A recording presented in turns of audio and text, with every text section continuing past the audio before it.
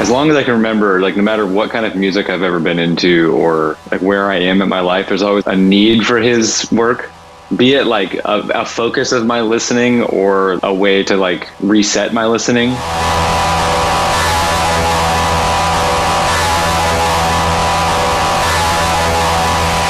I remember seeing him one time in Tokyo with Keiji Haino. We had just finished a Fleet Foxes tour and super exhaustive. And I stayed a few days, and me and Morgan went to this venue way out in Koenji.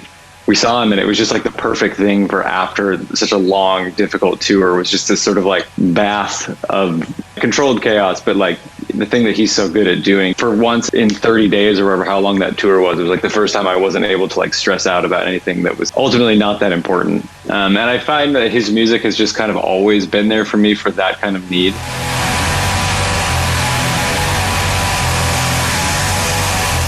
You know, I was working on this record a couple years ago of some songs of my own, and it came out last year, but it's hard being dramatic sometimes when you're recording, because being overly dramatic seems kind of saccharine or something, and it's a hard thing to kind of let yourself go. So I feel like a lot of music these days kind of sounds like the dynamics is just kind of like one thing. It all sounds good, but it's all just like, it's very like demure almost. And I think that sometimes when I find myself like really stuck, I just remember that there's a person out there who's made an entire career of being dramatic. Would it have something to do with working outside of the frame of Western music?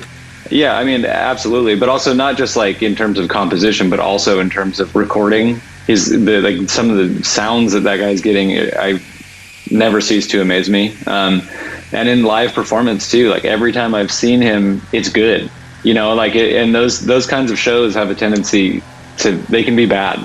And I know this, like being somebody who's performed noise music myself, and I had a hard time allowing myself to be what it needed to be. And that guy, every single record of his, he pulls no punches. Does it sound in a system also that good? Oh yeah. Okay. I mean, yeah, for sure. I mean, it's an interesting point, but I've listened to his music on like these like AirPods, you know, and it sounds a certain way. But I've also listened to it in like a super high fidelity, beautiful clip speakers and Macintosh turntable thing. Like, and it's just like every time I listen to it, I discover more stuff. It's incredibly inspiring.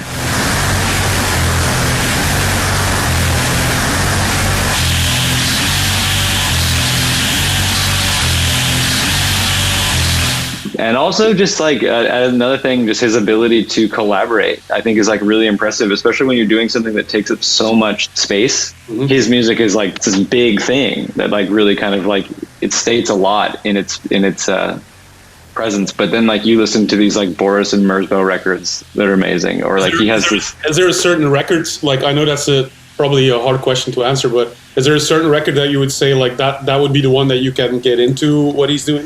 Or is it more like an experience that you need to like be in the right moment at the right time, that kind of thing? I think there's definitely the latter, but I like, this is really dorky, but I actually collect like all this, like anytime I see a CD of his for this one record called Hybrid Noise Bloom, I buy it. So I have like 15 copies of this one Merzbow record for some reason. Mm-hmm.